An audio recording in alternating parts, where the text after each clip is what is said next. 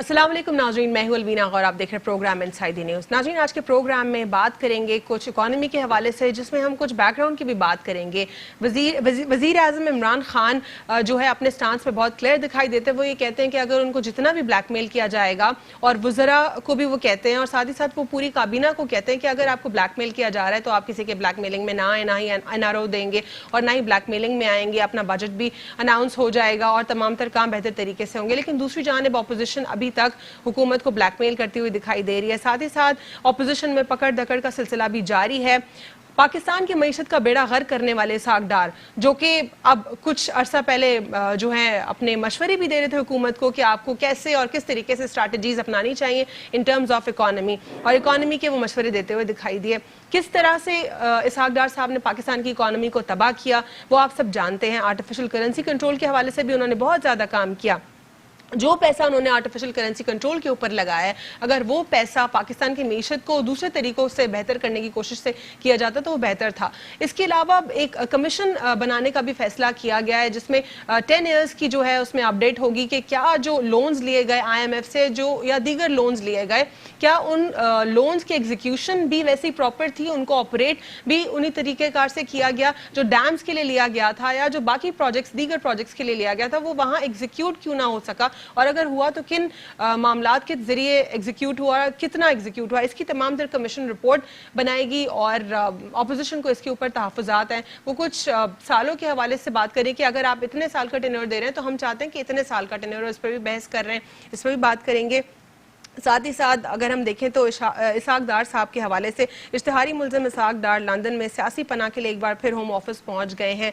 इसके अलावा क्या सियासी पनाह की दरख्वास्त साबिक वज़ीर ख़जाना की गिरफ्तारी में रुकावट बनेगी, और ये क्या स्टांस है पाकिस्तान के फाइनेंस मिनिस्टर होकर, पाकिस्तान को रिप्रेजेंट करते थे, पाकिस्तान के फाइनेंस को रिप्रेजेंट करते थे, और अब वो किस दूसरे स्टांस की जानिब बढ़ रहे हैं। इसहाक डार साहब ने कहाँ से इतना पैसा बनाया कि उनके बेटे के एग्जॉटिक शोरूम्स है दुबई में, कहां से इतना पैसा बनाया है कि उनके दुबई में जुमेरह लेक्स टावर पूरा का पूरा एक टावर वो उनका, और वो भी एक एलीट एरिया में। इसका सवाल आखिर क्यों कोई इस सवाल का जवाब क्यों नहीं देता? क्या बात करते हुए डरते हैं लोग? और क्या मनी लॉन्ड्रिंग के जरिए जो तमाम तर पैसा जा रहा है वो क्यों जा रहा है, कैसे जा रहा है? राना सनाउल्लाह साहब कहते हैं कि रेमिटेंसेस का हमसे सवाल ना किया जाए, पाकिस्तान की इकॉनमी बेहतर होती है। भाई क्यों सवाल ना किया जाए? आपके ऊपर रेफरेंसेज हैं, आप जवाब दें, बताएं मनी ट्रेल कहाँ से किधर से आ रही है। मैं अपने पैनल को यहाँ पे इंट्रोड्यूस करती चलूँ तो मेरे साथ मौजूद हैं नईम अबान साहब पाकिस्तान पीपल्स पार्टी से, उनके साथ मौजूद हैं अली मोइनुद्दीन साहब तज्जियाकार हैं, उनके साथ मौजूद हैं डॉक्टर मसरूर सियाल साहब पाकिस्तान तहरीक इंसाफ से। आप सबको प्रोग्राम में फॉर्मली वेलकम करती हूँ। नईम, आपसे आगाज़ करूँगी, जानना चाहूँगी आपसे इसहाक डार साहब के हवाले से। पाकिस्तान के फाइनेंस को रिप्रेजेंट किया उन्होंने, बहुत बड़ी की पोजीशन के ऊपर वो रहे, पाकिस्तान के लिए उन्होंने कुछ भी नहीं किया, और उसके बाद कुछ अर्सा पहले जब पाकिस्तान की इस करंट गवर्नमेंट की तरफ से बहुत ज़्यादा बातें आ रही थी, इश्यूज़ आ रहे थे, और अपोजिशन का जो है उस पर कड़ी तनकीद भी सामने आई, उन्होंने कुछ मशवरे दिए, सामने वो आए, लेकिन ना ही वो प्रॉपरली फेस करें प्रोसीडिंग्स को, ना ही वो पाकिस्तान आ रहे हैं। ये क्या माजरा है?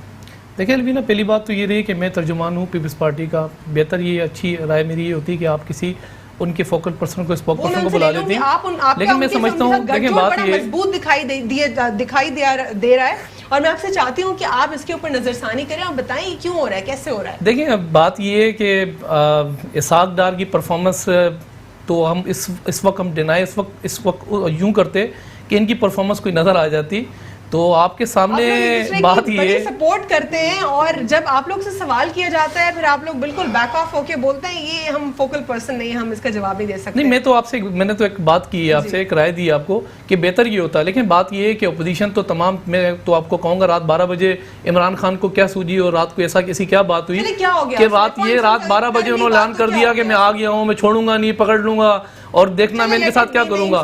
बात यह है कि सब कुछ कर लें, तमाम अपोजिशन को बंद कर दें, इसहाक डार को भी बंद कर दें। इसहाक डार की जो परफॉर्मेंस थी वो इस कौम ने देखी, जो कुछ डिलीवर किया इस कौम के सामने इसहाक डार ने, आज कौम यही कह रही है कि बात यह है कि रोड्स दिए, जो फाइनेंस उठा के वो लेकर आए, जो पैसा जो उन्होंने उठाया कहाँ डिलीवर किया, किधर लगाया? बात ये है कि जितना कुछ डिलीवर किया कम से कम वो महंगाई का तूफान तो बरपा नहीं था ना।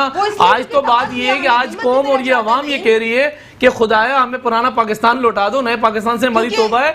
रीजन डेट उसकी वजह ये है कि बात ही अपोजिशन सारी बंद कर दो। लेकिन मैं कहता हूँ 10 महीने पहले के लिए कि जो मासूम अवाम है यहाँ पे पूरी, जो बिल्कुल बेखबर है और ये नहीं जानती कि जो तमाम तरह इससे पहले जो 2 हुकूमतें गुजरी उन्होंने दीमक की तरह अंदर से पूरा हमें तबाह कर दिया है। अभी उसको बेहतर करेंगे, वो गंद की सफाई करेंगे तो वक्त तो लगेगा। देखिए ये अवाम ही है ना, अगर आप रोडों में जाए किसी पतारे किसी रक्शे वाले से अगर आप पूछें तो वो खुद ये कह रहा है कि ठीक है अगर 10 महीने की अगर परफॉर्मेंस मौजूद है, लेकिन हमने बेवकूफ बनाया होता तो हम बड़ा कुछ बेवकूफ बना सकते थे। एक बात ये आज वो खुद कहने पे मजबूर हो चुकी है, या अवाम मजबूर हो चुकी है कि 10 महीने पुरानी वाली जो बात ये है कि महंगाई थी ना उसको कंट्रोल कर दें। मैं तो कुछ नहीं कहूंगा, 10 महीने अगर इनकी परफॉर्मेंस अच्छी रही है तो 10 महीने के अंदर, अब तो लोग कह रहे हैं कि 10 महीने पहले जो पेट्रोल के रेट तो उसमें ले आए, डॉलर उसमें लेकर आ जाए, आटा उसमें लेकर आ जाए, चीनी उसमें लेकर आ जाए। A new government who's got a first chance in the government and you're judging it just for 10 months. और आप लोगों ने जो 30-60 साल से जो कुछ डिलीवर नहीं किया उसका, लेकिन बहरहाल ये है कि 60-61 साल में 113 रुपए डॉलर लेके गए थे ना, 10 महीने पे 157 पे तो डॉलर ये अपोजिशन नहीं आप लोग को 60 पे मिला था जो कि आपने 90 से ऊपर पहुंचा दिया। फिर 90 का जिसको मिला था उसने 120 का पहुंचा दिया। जो है ना 10 महीने पहले डॉलर 116 से ऊपर कभी नहीं गया, ये 71 साल में। फिर आप लोगों ने 125 पे दिया, 128 मैं तो ये कह रहा हूँ, ये लोग जब चीखते थे 97 रुपए का डॉलर क्या है, इस मुल्क के अंदर डॉलर बढ़ जाए, पेट्रोल बढ़ जाए तो समझो हुक्मरान चोर है, तो ऐसी नारे लगाने की जरूरत क्या थी? देखिए ना, चले वो उन्होंने गलत नारे लगा लिए। अंडर 20 टीम अगर आपने उतारनी थी, इस मुल्क के ऊपर तजुर्बा करना था, पीटीआई को 60 पर नहीं मिला, 60 पर नहीं मिला, 128 पर या 125 पर मिला। नहीं, मेरा ख्याल है 116 रुपए का नहीं, वहां सर केयरटेकर गवर्नमेंट में 125 116 में चले जाए, 124 में चले जाए, लेकिन 72 साल में गया ना इन्होंने तो 10 महीने में 157 में लेके चले गए। 60 का बता रही हूं, पिछले 10 साल से 60 का बता रही हूं। मैं आपकी जाने पाऊंगी, बस मैं अली मोइनुद्दीन साहब से जान लूं कि वो क्या कहते हैं। इसाक डार साहब एक की पोजीशन को रिप्रेजेंट कर रहे थे और अब वो चाह रहे हैं कि उनको कहीं और पनाह मिल जाए, वो अपनी प्रोसीडिंग से भाग रहे हैं। चोर है क्या वो जो सामना आके फेस नहीं कर रहे, सामना नहीं कर रहे? देखिए इस हवाले से अगर देखा जाए तो इसाक डार साहब की अपनी स्टेटमेंट भी मुशर्रफ दौर की एविडेंस है, पुरानी स्टेटमेंट जिसपे उन्होंने मनी लॉन्ड्रिंग और इन चीज़ों को जो है एक्सेप्ट किया था। बाद में उन्होंने भी जाने के बाद जो है उसको डिनाई कर दिया था। अगर हम मैशियत की तरफ देखें तो इसाक डार साहब ने तो जो किया आखिर में मिफ्ता इस्माइल साहब जो है वो भी कुछ कम नहीं करके गए, क्योंकि जो अगर आप बात करें टैक्सेस की बजट के हवाले से तो 2017 के बजट तक जो है वो टैक्सेस 6 लाख पे स्लैब था और मिफ्ता इस्माइल साहब को पता था कि हवा किस तरफ चलने वाली है, ये सबको ही आइडिया था। उन्होंने जो है वो इसको 12 लाख पे कर दिया। इसी तरह डॉलर जो है वो भी अगर आप देखें तो मुशर्रफ साहब के दौर से ही फ्रीज होता आ रहा है। मुशर्रफ साहब के दौर में भी जो है वो बेड़ा गर्क किया गया। आप कह रहे हैं उस वक्त भी आर्टिफिशियल करेंसी कंट्रोल उस वक्त भी आर्टिफिशियल, जी बिल्कुल, उस वक्त भी कुछ अरसे तक जो है वो आर्टिफिशियल करेंसी के तौर पे रोका गया। पीपी गवर्नमेंट में भी रोका गया। उसके बाद जो है क्यों रोकने की क्यों जरूरत पेश आती है आखिर? अब ये तो ये लोग बता सकते हैं बेहतर कि इन्होंने क्यों रोका। अगर डॉलर को आज़ाद किया हुआ होता तो ज़्यादा आपका बेनिफिट है कि आज आपकी एक्सपोर्ट के जो है वो चांसेस ज़्यादा हैं। आपके एक्सपोर्ट्स भी तबाह हो रही है, इंपोर्ट्स तो अच्छा है रुक गई हैं, लेकिन एक्सपोर्ट्स भी तबाह हो गई हैं। लेकिन इस वक्त आपके डॉलर अगर ओपन है मार्केट में तो आपको एक्सपोर्ट का ज़्यादा चांस है। पहले आपको जिस कीमत में एक्सपोर्ट करते थे अब आपको मार्जिन ज़्यादा है, अपनी मसनूआत को जो है वो आप ज़्यादा अच्छे तरीके से बाहर ट्रेड कर सकते हैं और आपको रेवेन्यू भी उसका ज़्यादा आएगा जी। तो बात यह है कि इन लोगों ने एक्सपोर्ट के चक्कर। लेकिन आप इसको कैसे देखते हैं कि सियासी अपनी पनाह ले लेना कहीं और किसी दूसरे मुल्क में, जब आप इतनी की पोजीशन को रिप्रेजेंट करते हो, क्या आप रेफरेंसेस को फेस नहीं कर सकते? मनी ट्रेल दिखा देना, सच्चे हैं तो किस्सा खत्म करें, सब अपने प्रूफ दिखाएं, एविडेंस दिखाएं। जिस तरीके से बात की गई है गवर्नमेंट की तरफ से कमीशन बनाने की, अगर इसमें देखा जाए तो कमीशन बनना चाहिए और ये पीपी के लिए भी अच्छा है और ये नून लीग के लिए भी अच्छा है और ये पीटीआई के लिए भी अच्छा है। ठीक है, इसमें ये बात मान लेनी चाहिए अपोजिशन की कि इसको जो है वो मुशर्रफ दौर से कर लें, क्योंकि जो हफीज़ शेख साहब आज मुशीर खजाना है उनको भी जवाब देना पड़ेगा कि 3 साल उन्होंने भी पीपी गवर्नमेंट में वजारत खजाना संभाली है। अच्छा, उनको भी अगर बात यह है कि फाइनेंस आपका आया, बजट से अप्रूव हुआ, फाइनेंस डिपार्टमेंट ने अप्रूव किया, आपके पास रिकॉर्ड तो सारा मौजूद होता है ना, आप क्लोजिंग करते हैं, सब चीजें करते हैं पूरे साल की फाइनेंशियल क्लोजिंग में आपने पैसा किस मद में दिया, कहाँ लगाया, तो ये जवाब उनको भी देना पड़ेगा। इसमें अगर वो कमीशन बना रहे हैं तो अपोजिशन को एहतजाज नहीं करना चाहिए, ताकि जो है वो जो हुकूमती नुमाइंदे हैं वो भी सामने आ जाएंगे कि उन्होंने प्रीवियस दौर में क्या किया था। ठीक सर, आप क्या समझते हैं, क्या ये सियासी पनाह ले लेना क्या इसहाक डार साहब की गिरफ्तारी में रुकावट डालेगी? देखें, इससे बड़ी दलील कोई नहीं हो सकती किसी के करप्ट होने की, किसी के चोर होने की। अगर पीपल्स पार्टी वाले, नून लीग वाले इसको जस्टिफाई करें कि इसहाक डार ईमानदार बंदा है, उसने अपने दौर में बहुत अच्छा मईशत चलाई, पाकिस्तान ने तरक्की की, अगर वो मनी ट्रेल दे सकते हैं तो असाइलम के लिए बाहर ना बैठ जाते या अप्लाई ना करते। ये अच्छी खबर है, आके ये अच्छा तरीका है। बहुत ही बुरा तरीका है, बहुत गलत। मैं कहता हूँ किसी के चोर होने की, किसी के करप्ट होने की, किसी के गदार होने की इससे बड़ी दलील क्या हो सकती है कि वो असाइलम के लिए वहाँ पे जो है ना एप्लीकेशन दे रहे हैं कि हमें सियासी पनाह दी जाए। ठीक है, अगर वो फेयर हैं अपने काम में, बहुत खजाने क्या, मुल्क का पूरा खजाना जिनके हवाले था, उसने मुल्क का बेड़ा गर्क करके वो बाहर बैठे हुए हैं, अगर वो आए, पीपल्स पार्टी वाले उसको जस्टिफाई बैठे नहीं कर सकते हैं, नून लीग वाले क्या जस्टिफिकेशन करेंगे? वो आए आके मुल्क में पेश हों, अदालतों को फेस करें। इससे बड़ी हम दलील क्या दे सकते हैं कि वो बाहर बैठे हुए हैं? अगर वो खौफजदा नहीं है, अगर वो अपने उसमें सच्चे हैं तो आके फेस करें। इससे ज़्यादा मैं दलील नहीं। अगर उसके एसेट्स आप जानेंगे, उसके असासे आप देखेंगे तो उसके असासे 2008 में क्या थे, 2019 में क्या हैं। उनके पास एसेट्स बियॉन्ड इनकम का रेफरेंस जब भी किसी के ऊपर आता है तो अगर आप सच्चे हैं तो अपना बता दें मनी ट्रेल। आजकल मैं देख रहा हूं कि जो इशू है, इशू पे कोई बात नहीं करता। एक चीज को पकड़ा हुआ है कि खान साहब को क्या है, रात को 12 बजे, रात को 12 बजे, मैं जानना चाहूंगी आखिर ऑपोजिशन इतना अनप्रोडक्टिव ऑपोजिशन क्यों करती है? बजट पे आए, देखिए जिस वक्त हमें पाकिस्तान तहरीक इंसाफ को, खान साहब को मुल्क मिला, जिस हालत में मईशत तबाह थी, डॉलर का रेट जा रहा था, इदारे तबाह थे, अरबों रुपए के हम करोड़ों उसमें डॉलर कर्जे में डूबे हुए हैं। इस पोजीशन में इससे बेहतर बजट अगर कोई ला सकता है तो हमें पैरेलल बजट ला के दिखाए। अपोजिशन एहतजाज कर रही है, हम इस बजट को कामयाब नहीं होने देंगे, तो आप बजट लाएं, प्रोपोजल लाएं कि ये बजट इससे बेहतर बजट है, हम उस पर कंसीडर करेंगे, उस पर गौर करेंगे। आप लोग प्रोडक्टिव अपोजिशन क्यों नहीं करते? अपोजिशन का मतलब क्या है? देखिए, अपोजिशन का मतलब ये है कि अगर किसी अमल में कोई ऐसा कदम हुकूमत उठाने जा रही है जिसमें गलती है, अगर वो गलती को दुरुस्त कर सकते हैं तो वो पैरेलल अपनी कोई चीज, अपना प्रोपोजल लेकर आए कि भाई ये हमारा प्रोपोजल है, यहाँ पे हुकूमत गलती कर रही है। आपका टेक भी यही है कि इस वक्त जो अपोजिशन किरदार अदा कर रही है वो बिल्कुल criticism for the sake of criticism कर रही है। चोर आपस में मिलके एक दूसरे को डिफेंस कर रहे हैं। जो उन्होंने अपने अपने टेन्योर में करप्शन की है, उस करप्शन को छुपाने के लिए सारे डाकू मिल गए हैं, मगर इनको एनआरओ नहीं मिलेगा। ठीक है, सारे डाकू मिल गए तो क्या आप तमाम तर डाकू एक वन पेज पर हो गए? हाँ, मैं समझता हूँ डॉक्टर फिरदौस अवान जो है वो भी एक डाकू थी। ये कराची की सबसे बड़ी जो टारगेट उस डाकू के खिलाफ उसी वक्त एक्शन लेना चाहिए था। नहीं, डाकू को छोड़ना नहीं चाहिए था कि वो पीटीआई में आ जाए। रखने के लिए तैयार नहीं थे, जो पंजाब का सबसे बड़ा डाकू था, आज इनके इताद के अंदर मौजूद है। तो नहीं, वो डाकू ये सारे चोर डाकू जितने ये इकट्ठे किए, ये सारे चोर डाकू ये कर्ज चढ़ाते रहे, आज यही कर्ज इस मुल्क पर चढ़ाते रहे। बात ये है कि हम इस वक्त अगर ओपोजिशन मुतलबात करते हैं ना, आप लोग डिमांड करते हैं उनसे, एक जमहूरी हक है हमारा।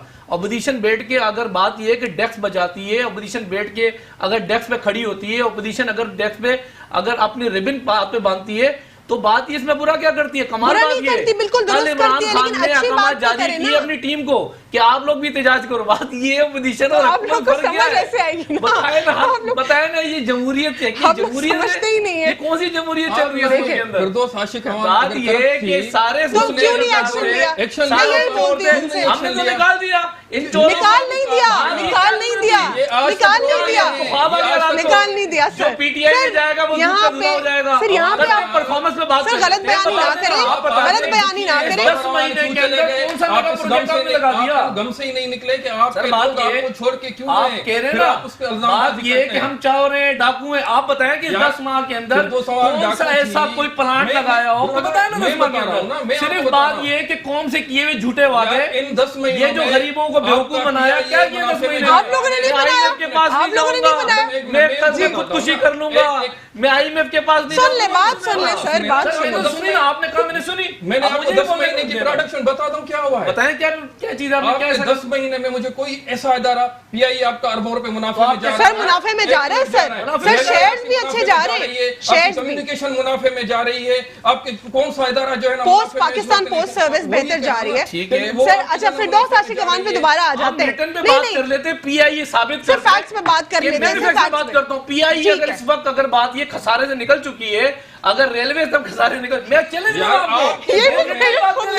दौर में आपसे रिटर्न बात करेंगे। देखिए छोटा सा जो इस वक्त छोटा सा PIA की हालत क्या है वो भी जानते हैं। बेहतर हो रही है, बेड़ा गर्क करके दिया है वो आप लोगों ने किया, ये दुरुस्त कर रहे हैं, चलता है आप लोगों ने दुरुस्त। हम तो बात की कोशिश कर रहे थे कि निजाम को बेहतर करने के लिए निजाम को अच्छा मिला, कराची के हालात ठीक मिले, निजाम अच्छा मिला। हाँ और नहीं तो क्या, इन रोडों का जाल मिला, बिजली का रोडों का जाल टूटा फूटा, रोडों का जाल निजाम इनको अच्छा मिला। कराची जो ये कत्लो गैरत इस मुल्क के अंदर थी सब अच्छी मिली, लेकिन बात ये है शोर शराबा करके अवाम को बेवकूफ बना दिया। बात करें दलाइल पे करें, जी मैं यही कह रही हूँ।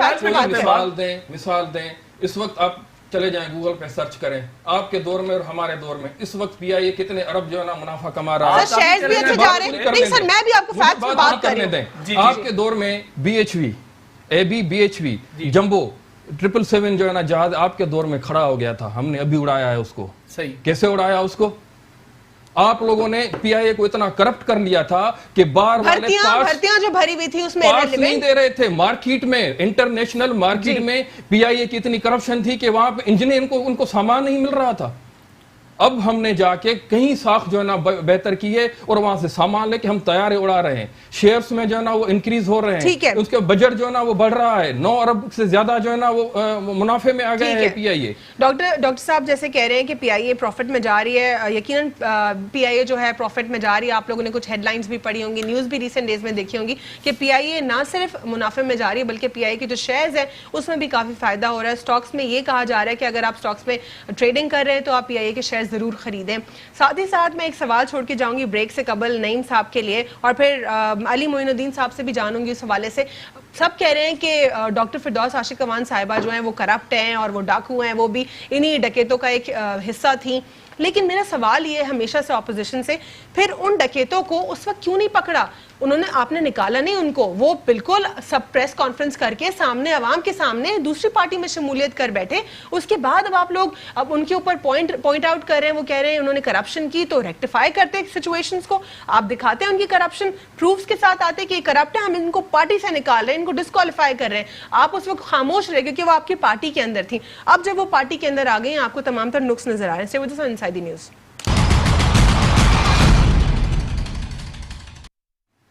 Welcome back after the break. नाज़रीन, ब्रेक से कबल हम बात कर रहे थे ओवरऑल पाकिस्तान की इंस्टेबिलिटी के हवाले से। मैं एक सवाल छोड़ के गई थी नईम साहब के लिए कि जिन लोगों को, अपने जिन रिप्रेजेंटेटिव को, फॉर्मर रिप्रेजेंटेटिव को पाकिस्तान पीपल्स पार्टी की वो चोर कहते हैं, आज वो PTI का हिस्सा हैं, और तब उन्होंने उनके रेफरेंसेस के हवाले से भी बात नहीं की, उन्होंने करप्शन के हवाले से भी बात नहीं की। आज वो बार बार ये कहते हैं कि वो करप्ट है, इनकी पार्टी में ये शख्स करप्ट है।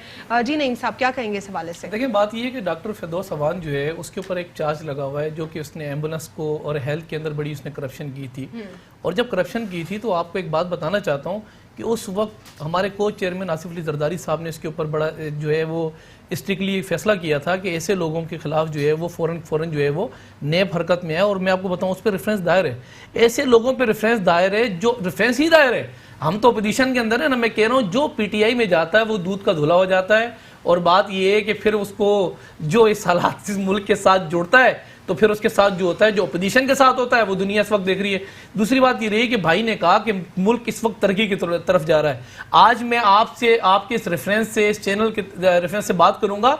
जो लोग देखने वाले हैं अभी गूगल पे सर्च करें कि एशियन बैंक की रिपोर्ट क्या कहती है इस पाकिस्तान के लिए, जो 2 माह पहले आई है। वर्ल्ड बैंक क्या कहता है इस मुल्क के लिए, जो वर्ल्ड बैंक की रिपोर्ट आई है 2.5 माह पहले, लिख के दिया उन्होंने कि अगर इस मुल्क का हाल 4 माह अगर ऐसा ही हो रहा तो इस मुल्क की हालत, जो आपका नेपाल खटमंडू है ना, उससे भी बदतर हो जाए। मैं नहीं कह रहा ये वर्ल्ड बैंक की रिपोर्ट कह रही है, हम आप नहीं कह रहे, एशियन बैंक कह रहा है। ये 10 माह की परफॉर्मेंस है इनकी, 10 माह की परफॉर्मेंस है आपको। यहाँ पे मैं अली मोइनुद्दीन साहब से जानना चाहूंगी, सर आप बजट के हवाले से क्या क्या कहेंगे? एक तो बजट में काफ़ी मुदाखलत दिखाई दे रही है ऑपोजिशन की, वो कॉन्स्टेंटली कह रहे थे कि हम बजट अप्रूव नहीं होने देंगे, और किन वजूहात की बिना पर अप्रूव नहीं होने देंगे ये सामने नहीं आया, बस बार बार यही स्टांस आया हम बजट अप्रूव नहीं होने देंगे।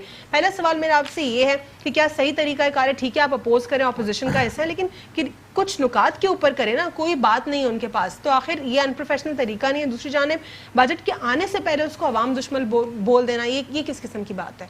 देखिए बजट के ऊपर अगर देखा जाए तो 80% बजट जो है वो 2017 वाला ही है। जो मैंने पहले भी आपसे कहा कि मिफ्ता इस्माइल साहब ने जाते हुए बजट को जो है उन्होंने कंप्रेस किया और उन्होंने जो है वो एक अगेंस्ट बजट दिया, जबकि नून लीग को उस टाइम पे जो है बजट जो है अनाउंस करना ही नहीं चाहिए था, क्योंकि उनका दौर ख़त्म हो रहा है और जुलाई में इलेक्शन है और नई गवर्नमेंट ने आना है, तो उनको चाहिए था कि उनको चांस देते हैं। लेकिन पहली गलती तो इन्होंने ये की अनाउंस करके। दूसरी बात, उन्होंने बजट को 2017 के हिसाब से चेंज करके रिलैक्सेशन, आपका अगर सैलरी स्लैब की बात की जाए तो 6 लाख की बजाय 12 लाख कर दी। अगर इस बजट में देखा जाए तो इस बजट में भी 6 लाख पे सैलरी स्लैब है। ठीक है, तो ये 2017 की एक मिसाल मैं आपको दे रहा हूँ कि 80% जो है बजट वही है, उसी हिसाब से है। दूसरी बात, अगर हम इसमें आ जाएं कि जी बजट आप जो है वो नहीं अप्रूव होने देंगे, तो उसके वैलिड रीजंस तो लेकर आए। अभी तक तो आप 4 दिन 5 दिन से सेशन ही नहीं हो पा रहा था, असेंबली में चल पा रहा था। उसके बाद भी आज भी आपकी जो तकरीरें हैं आपने डिनाई करना है, किस बात पे उसको मुसरत करना है? यही तो मैं जानना चाह रही हूं, किस बात पे? अभी तक जो है वो अपोजिशन की तरफ से कोई उसकी बुनियाद मुझे इजाजत दें अगर इनसे पहले आप ऐड इनकी बात में मुकम्मल हो जाए, ऐड कर लीजिए। दूसरी बात ये है कि जिस तरीके से अभी बात हो रही थी कि जी इदारे जो है वो अपने हदफ को पूरा कर रहे हैं, तरक्की कर रहे हैं, लेकिन हमने जो है वो अपना जो टैक्स का हदफ था 4000 अरब का, वो हमने फिर भी पूरा नहीं किया। अगर सब कुछ सही जा रहा था तो हम कम से कम अपना हदफ पूरा कर चुके होते। तो अब जो है वो हम 5500 अरब जो है वो कैसे पूरा कर लेंगे नेक्स्ट ईयर के लिए, जबकि इस वक्त ज़्यादा मुश्किल हालात हैं। ठीक है, मुश्किल हालात हैं। इसके अलावा और नवाज शरीफ साहब ousted prime minister of Pakistan, वो कहते हैं कि हुकूमत बदतरीन इकदाम से पाकिस्तान को माशी जहन्नम बना रहा है। इसके हवाले से क्या कहना चाहेंगे आप? माशी जहन्नम तो मैं वही कहना कि आपने जब 2018 में बजट पेश किया तो आपने बहुत सारी चीज़ें जो है वो आपने पहले से ही कम कर दी, जिसकी वजह से आपके पास रेवेन्यू कम हो गया। अगर सैलरीज पे देखें, आपने जो रिलैक्सेशन दी, रिलीफ दिया, उसकी वजह से आपके पास रेवेन्यू कम आया। उसके अलावा जो आपने पेट्रोल की प्राइसेस को जो है वो कंट्रोल रखा, नहीं बढ़ाया, उसकी वजह से आपके पास रेवेन्यू कम आया। और जो पॉलिसीज आपने अख्तियार की उसमें जो है वो आपके पास रेवेन्यू ही कम आएगा। इसके अलावा एक और बात है, वो है इन्वेस्टर्स का हुकूमत के ऊपर ट्रस्ट होना। ये ऑपोजिशन जो है काफ़ी कामयाब दिखाई दे रही है कि अवाम का ट्रस्ट जो है वो ख़राब करे हुकूमत की जानिब से। इससे नुकसान क्या होता है सर, कि जो इन्वेस्टर्स होते हैं वो डर और खौफ का शिकार होते हैं कि क्या ये हुकूमत स्टेबल है, क्या ये हुकूमत टिक पाएगी, तो वो जाके स्टॉक्स में इन्वेस्ट नहीं करते, वो घबराते हैं। इससे क्या होता है, हमारी मईशत के ऊपर बहुत बड़ा इसके ऊपर असर पड़ता है। तो अब की जो अपोजिशन है वो कांस्टेंट अपने अपोजिशन से अपोज करने से, गलत बातों के ऊपर भी इवन, वो अवाम को जो है मिसट्रस्ट की तरफ लेकर जा रही है और हमें काफ़ी नुकसान हो रहा है। इस पर क्या कहना चाहेंगे? बात यह है कि अपोजिशन और गवर्नमेंट को मिलकर काम करना चाहिए, क्योंकि ये मुल्क की बेहतरी के लिए काम कर रहे हैं। अगर जो है वो अपोजिशन जो है वो ताजरों को जो है वो नहीं गाइड करेगी, हुकूमत जो है वो मौके नहीं देगी, तो ताजिर जाहिर बात है कि अपना इन्वेस्टमेंट जो है वो निकालेंगे। ठीक है। और इस वक्त वही कंडीशन है कि ताजिरों को जो है वो एतमाद नहीं है, ना हुकूमत पे ना अपोजिशन पे, और वो अपना इन्वेस्टमेंट जो है वो निकाल के वापस लेकर जा रहे हैं। जी। तो अपोजिशन को भी चाहिए कि वो अपना किरदार जो है वो ईमानदारी से अदा करे, और हुकूमत भी अपना किरदार अदा करे। जहाँ पे आप लोगों को इख्तलाफात हैं उसको लाके सॉर्ट आउट तरीके से करें। डॉक्टर मसरूर क्या कहना चाहेंगे, आप ऐड करना चाह रहे थे? देखिए, आप रीजन मालूम कर रही हैं ना जी कि बजट को पास क्यों नहीं होने दिया रहा जी। अपोजिशन के पास क्या रीजन है? रीजन उनके पास हैं, अपनी चोरी छुपाना। उनके पास रीजन ये है कि दोनों जमातों के जो लीडर हैं वो जेल में बंद हैं, उनके हवारी जेल में बंद हैं। वो क्या आवाम को बता के कहें कि इनकी चोरी छुपाने के लिए आप बाहर निकलें? पूरी आवाम जब तक के तजारती तबका कबूल कर चुका है इस बजट को, यहाँ की जो आवाम है कबूल, उन्होंने कोई रिएक्शन नहीं दिया। तो ये इस चीज़ को बेस बना के आवाम को बेवकूफ़ बना के रोडों को निकालना चाह रहे हैं कि बजट का कोई मामला नहीं है। वो मांग रहे हैं एनआरओ निकालने से क्या होगा, वो सिर्फ इकोनॉमी डिस्टर्ब होगी, जगहें ब्लॉक होंगी, लोग तकलीफ में आएंगे, अनलॉफुल एक्टिविटी है। वो चाह रहे हैं कि इनकी इस अपोजिशन की वजह से उनको एनआरओ मिल जाए, उनके इस एक्ट की वजह से उनके बंदों के साथ कोई रियायत मिले, उनके को सहूलत मिले। तो ये उनकी भूल है। बजट में कोई लेकुनाय नहीं है। ठीक, अगर बजट में गलतियां होती वो गलतियां सामने लाके अवाम अब बेवकूफ़ नहीं है, ना बेवकूफ़ बन सकती है। रीज़न ये है जिसकी वजह से हमेशा ये अवाम को सामने लाके अपने मफादात लेते रहे हैं। सिंध में पीपल्स पार्टी है, जब वो पीपल्स पार्टी क्लोज होती है, सर्किट में आती है, तो फिर ये सिंध कार्ड खेलना कॉम्प्रस्त बन जाती है बहुत, और हुकूमत को अवाम को जो है ना ब्लैकमेलिंग करना शुरू कर देती है। और इसी तरह हो रही है। इसी तरह लोगों को मिला के लिसानियत तासुब पैदा किया जा रहा है, लोगों में बेचैनी बेतमानी पैदा की जा रही है। अगर ये मोहब्बे वतन हैं, अगर ये चाहते हैं कि पाकिस्तान स्टेबल हो, तो अपोजिशन को अपोजिशन का किरदार अदा करना चाहिए, हुकूमत के साथ खड़े होके। इस वक्त हम हमारी पॉलिसीज़ पे वो आए ना, डिस्कस करें, ओपन फोरम पे डिस्कस करें, असेंबली में डिस्कस करें। हमेशा से ऑपोजिशन से यही गिला होता है कि क्योंकि काम ऑपोजिशन का अपोज करना है, लेकिन एग्जैक्टली रिफॉर्म्स में आए आप, उनकी जहां पे लैकिंग्स हैं उनको वो बताएं। रात के 12 बजे आ गए, इन्होंने फ्रांस बोल दिया, इन्होंने लड़की बोल दिया, इस किस्म की बातें, अजीब सी बातें। मैं एक और मेरा सवाल मैं मुकम्मल कर लूं। जैसे आप एशियन डेवलपमेंट बैंक के हवाले से अब रिपोर्ट्स का कह रहे थे, मैंने तो ये नेगेटिव रिपोर्ट्स नहीं पढ़ी, मैं इसको देख लूंगी, मेरी नजर से नहीं गुजरी। दूसरी बात, पाकिस्तान के हवाले से जो पाकिस्तान की कंसर्न्ड अथॉरिटीज़ है, अगर वो बात करें तो वो बेहतर होगी। जैसे कि अगर SCCP कुछ कहती है, वो जो है एक अच्छा सोर्स है रिलाई करने का। साथ ही साथ अगर हम गवर्नर स्टेट बैंक के हवाले से बात करें, वो रिसेंटली उन्होंने कहा है, ये कल की न्यूज़ है, economic crisis over, future is bright. यानी उन्होंने एक अच्छी खबर की निशानदेही की। उन्होंने यही बताया है कि इंशाल्लाह बेहतरी आ जाएगी, जो इकोनॉमिक क्राइसिस है उससे हम निकल रहे हैं। So we should actually trust a positive news. दूसरी जानिब जो 22 उसका 22 अरब का एक इन्वेस्टमेंट है, वो कतर से आएगा संडे को होपफुली। पहले जो है कतरी शहजादों के ख़त आया करते थे, ख़त आने के बाद कहा जाता था ख़त आएंगे, इसका आगे प्रोसीडिंग्स में हिस्सा होगा, कोई अता पता नहीं था, वो ख़त वहीं से उड़ गए, लेकिन अब इन्वेस्टमेंट आ रही है। देखिए बात ये है कि आपने बात की कि इन्वेस्टमेंट की, देखें एतमाद बड़ी चीज़ होती है। जब आपका एतमाद आप खो चुके हो ना अवाम का, तो जब एतमाद नहीं जब होता तो फिर क्या होता है मैं आपको बताऊँ। आज इनको 3 सूबों में अक्सरियत मिली है, 4 सूबे इस मुल्क के अंदर मौजूद हैं। 3 सूबों में मुझे बताएं कि कितने का रेवेन्यू जनरेट हुआ। 1 रुपया कहते हैं ना, 1 रुपये का 10 माह के अंदर रेवेन्यू जनरेट नहीं कर सके सूबा सिंध के अलावा। बिल्कुल सूबा सिंध में, कराची में, बात कर रहा हूँ आप कैसे कह सकते हैं सर, किस सेक्टर में आप पता कर लीजिए ना। मैं अगर कोई बात कर रहा हूँ तो मैं आपसे बात नहीं कर रहा। वाइस सूबा सिंध कराची में 11% रेवेन्यू जनरेट करने के लिए है। मैं आपसे तो वही तो कैसे चल रहे हैं मैं आपको बताऊं। ये महंगाई का तूफान बर्पा जो किया 7 माह तक, हम IMF के पास नहीं जाएंगे, हम खुदकुशी करेंगे। फिर बात ये है कि 200 जो गैस यहाँ से निकलता है, 200% गैस का जो है वो इस मुल्क के ऊपर मुसलत कर दिया कि 200% गैस बढ़ा दिया। फिर इसी तरीके से जी वो 2-3 मिलियन डॉलर जो है वो चाइना से लेकर आ गए, 300 मिलियन दुबई से लेकर आ गए। नहीं, यहाँ पे मुझे वक्फे का कहा जा रहा है और मैं सवाल छोड़ूंगी यहाँ पे अली मोइनुद्दीन साहब के लिए, लेकिन एक स्टेटमेंट फिरदौस आशिक अवान साहिबा का लेटेस्ट है, वो भी यहाँ पे बताती चलूँ। उन्होंने बताया कि 1.10 बिलियन जो है वो एलोकेट किया गया था PM हाउस को 2018 से लेकर 2019 तक बजट के लिए, जिसमें से 750 मिलियन जो है वो स्पेंड किया गया और जो 32% है इसमें से वो बचा रहा। बाद में नेक्स्ट ईयर 1 बिलियन का एक उनको बजट दिया गया। फिर आगे पूरी कंप्लीट लिस्ट है, उन्होंने हर साल की एक लिस्ट दी गई है, उसमें बताया गया। साथ ही साथ उन्होंने कंपैरिजन किया है कि पाकिस्तान अभी प्राइम मिनिस्टर हाउस में कितना बजट दिया गया और वो बिल्कुल वाज़ेह कि कितना उन्होंने सेव किया है। दूसरी जानिब नवाज शरीफ साहब की फैमिली जो है उस पूरे बजट को यूज़ करती थी, PM हाउस को यूज़ करती थी, लेकिन आपका सिनेरियो बिल्कुल डिफरेंट है। जो ऑस्टेरिटी कैंपेन है वो कॉन्स्टेंटली ऐसे चल रही है। मैं अली मोइनुद्दीन साहब से जानूंगी इस हवाले से कि वो क्या कहेंगे। Stay with us on inside the news. Welcome back after the break. नाज़रीन, ब्रेक से कबल हम बात कर रहे थे कुछ इकॉनमी के हवाले से और ओवरऑल पॉलिटिकल सिनेरियो के ऊपर। अली मोइनुद्दीन साहब के लिए मैं ये सवाल छोड़कर गई थी कि ऑस्टेरिटी कैंपेन जो है वो वज़ीर आज़म हाउस की जानिब से जारी है और इसके ऊपर अमल भी हो रहा है, लेकिन इससे पहले की जो गवर्नमेंट PMLN की गुजरी थी, उन्होंने कितना पाकिस्तान का नेशनल एक्सचेकर को नुकसान पहुँचाया, पूरे शरीफ ख़ानदान ने इंजॉय किया, तो ऐसे जैसे कि कोई वो पिकनिक पे आए हों या किसी वेकेशंस को मनाने के लिए आए हों। PM हाउस को इस तरीके से इस्तेमाल किया गया। जी अली मोइनुद्दीन साहब क्या कहेंगे?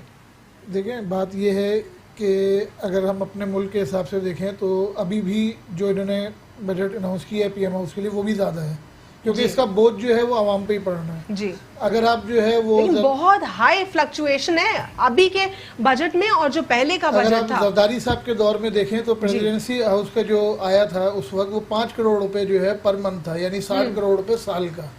तो अगर उससे कंपेयर करें तो ये 1 अरब रुपया पाकिस्तानी अवाम पे जो है वो बहुत ज्यादा बोझ है। अच्छा। इसको अभी भी इनको चाहिए कि इसको श्रिंक करें। अच्छा। और इसको जो है वो कम करें, क्योंकि उस वक्त जो आप बात कर रहे हैं उस वक्त आप अपोजिशन हुकूमत कहती है कि जी नून लीग का पूरा खानदान। मनी इन्फ्लेशन को भी तो देख लेना कि उस वक्त पैसा और अब पैसे की कदर। लेकिन यहाँ पे चीज का फर्क आ गया ना। आप कहते हैं, हुकूमत कहती है कि जी उस वक्त नून लीग का पूरा खानदान वहाँ पे रहता था, यहाँ पे आप अकेले रहते हैं, और वो भी अकेले रहते नहीं है, सिर्फ आप बनी गाला से आते हैं और चले जाते हैं। तो फिर तो उसके हिसाब से तो बजट और कम होना चाहिए ना यहाँ पे, कम से कम जो है वो। और कहाँ कहते हैं आप सर कि रिफॉर्म्स होने चाहिए बजट में?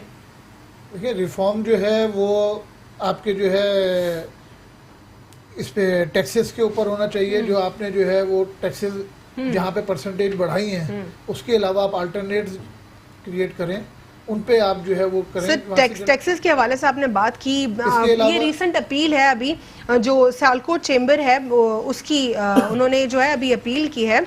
We appeal to the federal government of Pakistan Sialkot chambers of commerce and industry.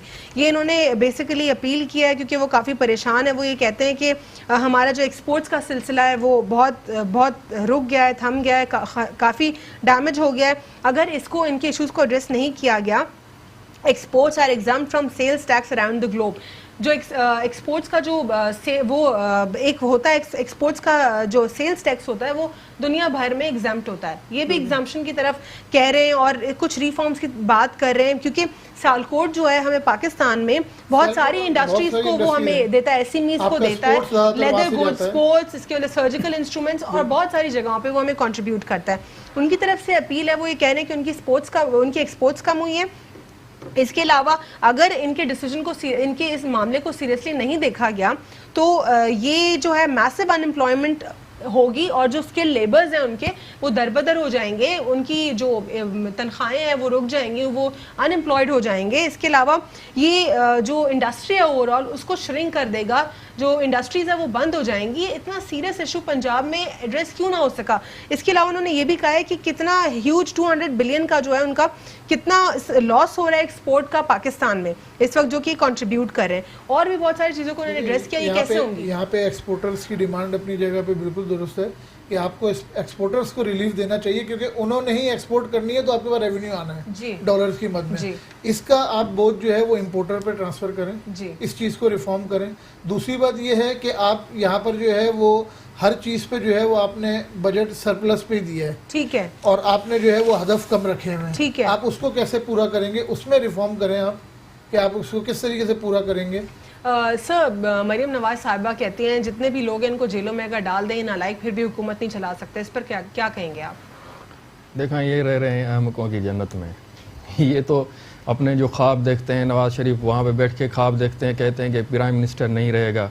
जैसे मंजूर हसन एक देखता था यहाँ पगारो साहब, अब तो सारा मुल्क के जो ना लीडर हैं वो उन्होंने ख्वाब देखना शुरू कर दिए। उनके ख्वाबों पर कोई पाबंदी नहीं है, वो जो कुछ कहते रहें।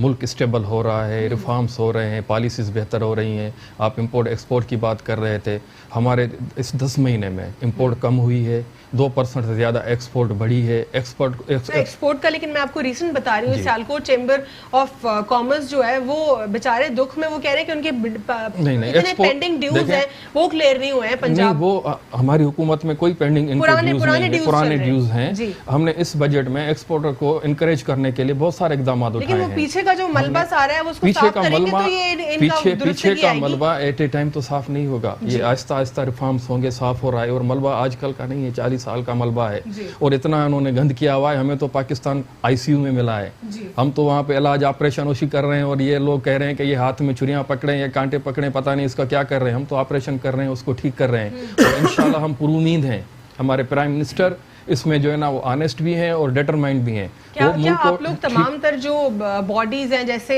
चेंबर ऑफ कॉमर्स हो गई, तमाम तर प्रोविंसेस की, इसके अलावा FPCCI हो गया, इन सब के साथ एक फोरम पर आप लोग क्या इंपोर्ट्स को डिस्करेज और एक्सपोर्ट्स को इनकरेज करने के लिए कुछ करेंगे? देखिए ना, हमने इस बजट में भी पूरे जितने मुआशी माहिर थे मुल्क के, जितने नाम और बाहर से भी हमने मंगा के एक टीम बना दी है, एक मिनिस्टर लगाया, FBR का चेयरमैन हमने हटा दिया, हमने स्टेट बैंक का गवर्नर जो है ना वो चेंज कर दिया। पूरी जितनी भी मुआशी माहिर पाकिस्तान में माया नाज हैं उनकी हमने एक टीम बना दी, वो रिफॉर्म्स बना रहे हैं। अपोजिशन को कुछ होना नहीं। मैं जवाब अपना कंप्लीट कर लूं। देखिए, ये प्राइम मिनिस्टर और प्रेसिडेंसी हाउस की प्रेसिडेंट्स हाउस के लिए 4.5% इस बजट में हमने कम किया है, उसका बजट कम किया है।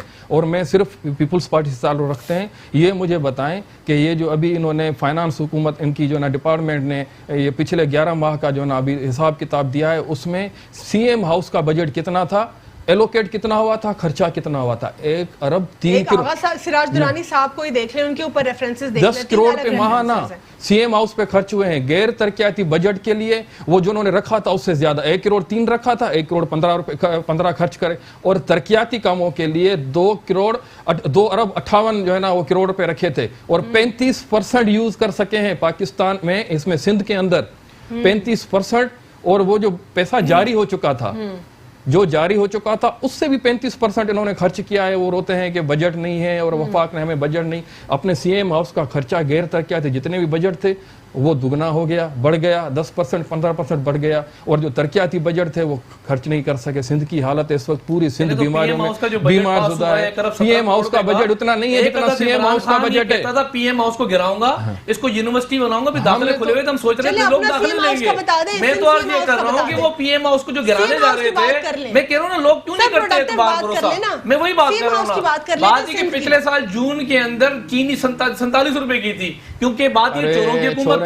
इस साल जून के अंदर चीनी 72 रुपए की है। फरिश्तों की हुकूमत आ चुकी है, बात ये कि फरिश्तों की हुकूमत आ चुकी है इस वक्त। बात ये नहीं है, ये मुझे बताएं मैडम, ये मुझे बताएं, कराची के अंदर, कराची के अंदर, सिंध के अंदर जितने बड़े मंसूबे थे, अवान साहब एक सवाल का मुझे जवाब दे देंगे। एक तनकीद करें, बेशक करें, खुल के करें, एक चीज का जवाब दें मुझे। कराची के अंदर और सिंध के अंदर अगले आपके साल जो गुजर चुका बजट का, उसमें जितने आपने मेगा प्रोजेक्ट रखे थे, जिनके लिए बजट रखा था, कितने आपने कंप्लीट किए? सरप्राइज दे देता हूं। क्या सरप्राइज दे देते हैं? 2 माह पहले कुछ बिजली आपको डिलीवर की फैसलाबाद को, बिजली बताया ना भाईजान, बिजली 80% बिजली का डेफिसिट हमने खत्म किया है। आपने केपी में क्या किया? आप लोगों ने जो कमीशन बनाया वो कहाँ चला गया? पता चले ना जिनको, आपके मिनिस्टरों को, एमपीओ को, एमएनए को, मुशीरों को, कराची के जितने भी वो आपका खैबर स्कैंडल का जितने मंसूबों के लिए रखे थे, पता लगे ना वो कहाँ चले गए सारे करप्शन जो केपीके के अंदर जो भाईजान, जो केपीके में करप्शन हुई थी, केपीके की मौजूदा गवर्नमेंट में हमारे 2 मिनिस्टर उन पे चार्ज जाए थे, उनको बंद कर दिया था जेलों में।